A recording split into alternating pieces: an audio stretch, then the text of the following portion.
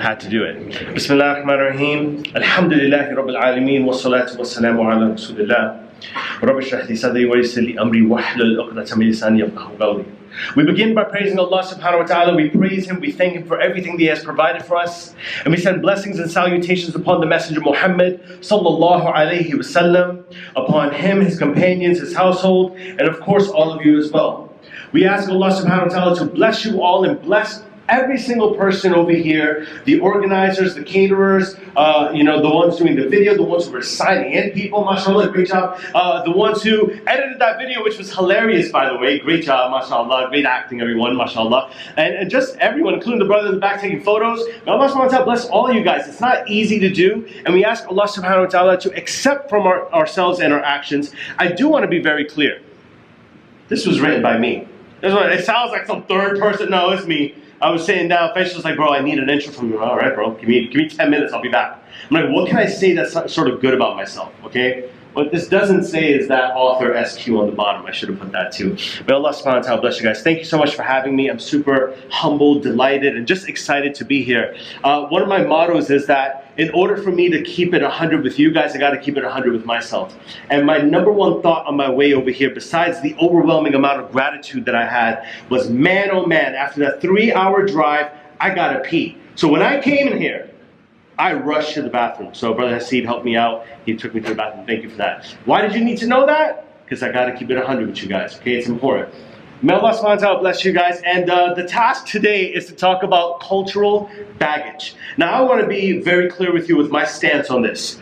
I absolutely adore culture. I love culture. Culture is what makes us unique. And what's interesting thing about the culture is that Allah subhanahu wa ta'ala talks to us about this in Surah 49, Hujurat, where He talks to us about this in verse 13, where He tells us that He's made men and women and of different tribes and different nations for one sole purpose, which is to help us understand and get to know each other. That's it. Quick question. Who's Italian over here? Really quick. Italian? Okay, we got it in the back, right? Yeah, we're having Italian food, guys. We're having chicken parm, right? That's amazing. It's halal. That's what I heard, mashallah. The reason I'm sharing this with you is because culture is beautiful. Culture has this negative connotation or effect where they think, right? Culture is this bad thing. Oh, where are you from? Oh, I'm from Pakistan. Oh, where are you from? Afghanistan. Oh, we're from Iraq, Syria, Jordan. Oh, no, brother. You're a Muslim. Yeah, I'm a Muslim, but I'm from Pakistan, bro. I am from Pakistan, mashallah. Anyone from Pakistan in the house? Yeah, Pakistan in the house. Pindi, stand up. Pindi, stand up. Okay. It's a city in Pakistan, okay? It missed you. Culture is a beautiful thing. Because without culture, we can't get to know each other. Because when you strip away culture, you make everyone dress the same. Everyone does the same thing. That's like communism. What is that? That's a cult. Islam is not a cult. A lot of the times people try to make it to be a cult. What's interesting was that, anyone from Albania? Okay. Wonderful. All of you, no one here. Okay, that's fine. In Albania, once upon a time, it was stricken with communism. It had a communist leader, it was a communist country, and Albanian people, mashallah, fought through it to get their freedom from communism. And what happened was that people decided to meet up in the masjid. They said, listen, from now on, every single brother over here is going to grow their beard, and they're going to wear a thobe. That's what they decided to be. Well, you're sort of bringing back communism, right, in a specific way. Because Islam, as far as culture is concerned, is a beautiful thing. Islam allows your culture to flourish within the religion. Let me explain how. You see, Salman al-Farisi, he's known, literally in his name is his country of origin, Persia. The Muslims were stuck. They were stuck. They were in a battle that they didn't know how they were going to get out of. It's called the Battle of the Trench. And it's named because of the strategy that Salman al-Farisi gave them. From where? Where did he get that strategy from? From his country, from his culture. So they're stuck. The Messenger ﷺ, his companions, everyone, they're trying to figure it out. Like, how are we going to defeat the Quraysh? How is this going to happen? How are we going to do this, guys? Their army is large still. They might attack us from the left, from the right, from behind. What are we going to do? But Salman al-Farisi had a beautiful idea. He said, listen, In my country, at the wartime, what they would do is they would dig a trench, a deep trench, so that if the horses went down, the horses can't come up, and by the time someone tries to go down and come up, you can like shoot them, prison them, or whatever you gotta do, right? It's war. And that's exactly what they did. You see, the Messenger Salaam understood something. He recognized people's gifts. He understood that every single person has a gift. And instead of suppressing the gift, like, Fatima over here. Is there any Fatima in here? No one's a Fatima? What? This is the first time that... he's a Fatima, mashallah. Thank you, bro. Thank you for acknowledging your inner Fatima. Okay, sometimes Fatima might be amazing at art, but like Brother Nihal said, that her parents want her to be like a doctor, or they want her to be a lawyer or something like that. A lot of times our parents, and Brother Nihal spoke interestingly about something. He said, it's because they want you to have that security. I'm going to push that thinking and also say, they also don't want to tell your uncle or aunt or your neighbors that, yeah, Fatima is an artist. They don't want to tell them that, because the next question they're going to ask you, what's her salary? And they, oh no, she freelances. What do you mean freelance? Oh, she's an entrepreneur. Oh, she's broke, right? She's unemployed. That's what it means. Okay, got it. Right? The thing is that it's not the fear of security. It's the fear of answering to the people. It's the fear of judgment. It's the fear of you're not keeping up with the Joneses. That's the real problem. The real issue is that your family, your parents, and may Allah bless them, they're afraid essentially of not keeping up with the societal standards of the Joneses. And that's embedded in our culture. Our culture consists of you being a specific profession because it's the in thing to do. You're either a doctor or you're, maybe you get some sort of business degree in Pakistani culture. Maybe if you do anything else, you're really not that successful. Maybe an engineer, maybe a lawyer, perhaps. Anything else than that is just down the drain. I'm a teacher by profession, as you've seen, so I'm a complete failure in that type of respect, right? Any education majors in here? All two of you. May Allah bless you guys. Any brothers? No? All right, good. Thank you. Making the world a better place. Thank you so much. May Allah bless you guys. It's not easy, right? I drove over here. My kids knew. I call them my kids because they're my kids, right? They're not from me, but I'm from the same neighborhood that I teach. I understand their culture. I'm from their neighborhood. I understand what it looks like to dress a certain way, to look a specific way, to be judged in a specific way, to speak a specific way, because culture transcends all bounds. It transcends language, a style of speaking. If anyone is from New York, a Brooklyn accent might be a little different from a Queens accent, which might be a little different from a Bronx accent, which might be a different way of speaking in general. Let alone New Jersey people who just sound like I don't know what. Shots fired. And those Connecticut people don't even talk about it, right? I'm joking.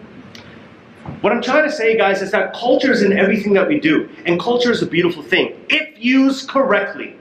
If it's designed so that you can understand people. Today, there's so many brothers who might wear a thobe. And if someone has a keen eye, they could be able to tell you where that thobe is from. Oh, that's a Moroccan-style thobe, if you're good, right? Oh, no, that's a Saudi-style thobe, I can tell, right?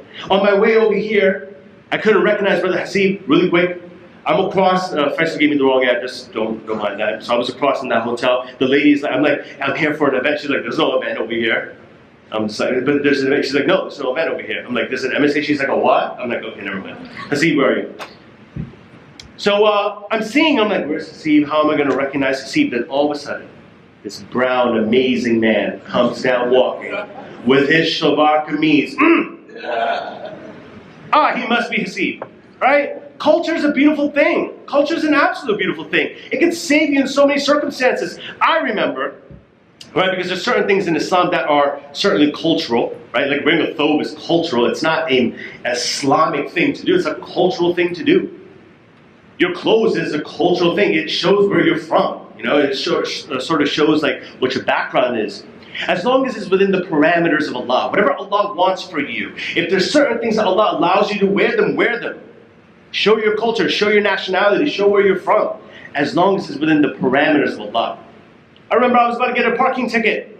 I didn't pay the meter. The guy, Bengali brother, may Allah bless him, wherever he is right now, signing those tickets, may Allah bless him.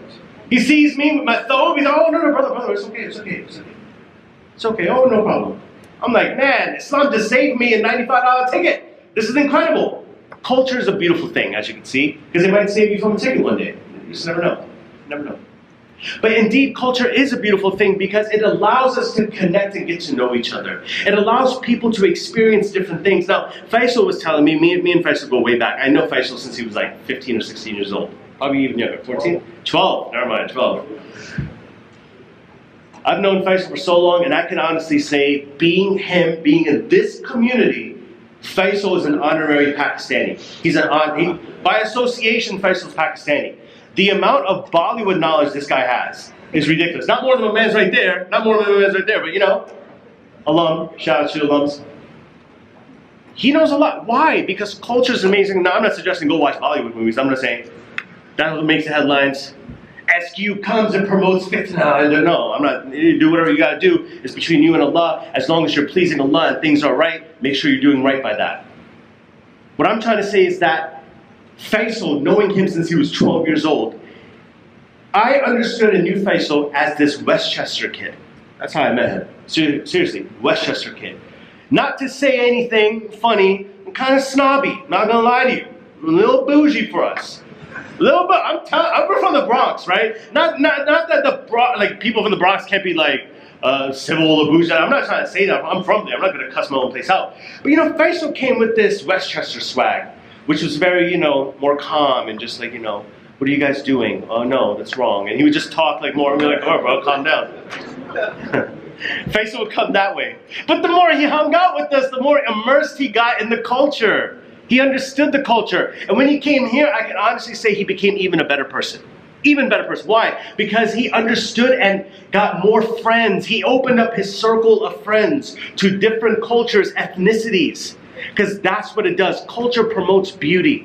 And I don't want you to think of something negative of culture. Culture is a beautiful thing. There's so many beautiful people who are wearing such beautiful dresses today. From thobes to abayas, from shalwar kameezes to everything. It's absolutely beautiful. Right? But the problem with culture is when you choose to identify with that more than your religion. If that starts sort of bleeding into your religion, that's a problem. If your culture starts mixing in within the parameters of Islam, right? That's a problem. Let me give you an example. Pakistanis will understand this. I'm not sure of any other community. Sorry, I hope you learned something new today. So we went to pray, mashallah. Anyone else has trouble focusing on prayer? Anyone else? No? Just me? You're not going to admit it, right? He does. Thank you. Thank you for admitting that. Oh yeah, I'm lying. It's okay. It's fine. No one wants to admit they can't focus in prayer. But it's okay if you can't focus in prayer because a lot of times people think that, you know, a prerequisite, you know, you all take prerequisite classes sometimes for certain majors. A lot of times you guys think that a prerequisite for salah is khushu, is focus, is concentration. But that's not true. We heard this statement, right, called practice makes perfect. No. Practice makes progress. Perfection belongs to Allah. Practice makes progress. If you want more concentration in your salah, start practicing more by praying more. That's how it happens. You think there's this magic pill that you're going to take? Oh, I'm going to have my salah pill today. No, there's no salah pill, guys. I wish there was one. I'd be taking them too, 5 times a day. Mind you, there's a lot of pills to take. What I'm trying to say is that if you want to improve your relationship with Allah, if you want to improve your salah, if you want to do that, it comes from practice. Start praying more. It'll get better with time. Be patient with yourself. The reason I'm talking about salah is that I remember growing up, my mom would tell me if we left the prayer mat out, hey, make sure you turn the little ear, right? You turn the little corner of that little, oh, where'd you go? Wake up. No, turn it over. Anyone know what I'm talking about? They're nodding. They're like, yeah, I know what you're talking about. That's cute. Professor, do you know what I'm talking about? Now he does. And guess what? I asked the age-old question, Mom, why? Why, Mom? Oh, because the shaitan is going to pray on that prayer mat. Mom, shaitan's not going to sully with me, Mom. That's not going to happen. Shaitan's not sullying with me, Mom. Who's leading the prayer, me or him? Sometimes I feel like it's him, wallahi. Sometimes the things in my head while I'm praying, right? But the truth of the matter is that when culture and religion starts mixing up, that's a problem. That's a real issue. Culture and religion cannot mix up because religion is your religion. Culture is how you've lived your life and you bring it in as an asset. Culture is an asset. Anything else, you're overusing it. Culture is a tool. It's an asset. It helps us recognize each other. It helps us learn more about each other. It makes everything more fun. It gives things more flavor. It's awesome. But when culture starts seeping into your religion and things that are not really from Islam, but they're really from your culture, that's an issue. Okay? In the meantime, this is what I want you guys to do. In the meantime, okay? Because we're going to have a Q&A thing with Jake later on in just a minute. I do want you to think of funny stories to tell me that you heard growing up. I do want you to think of those stories, okay? I want you to tell me other funny anecdotes like this one. I'm sure there's more. But I want to wrap up on something else. I remember when I started following the deen a little more. It's, inshallah, going to be 6 years this Ramadan, inshallah.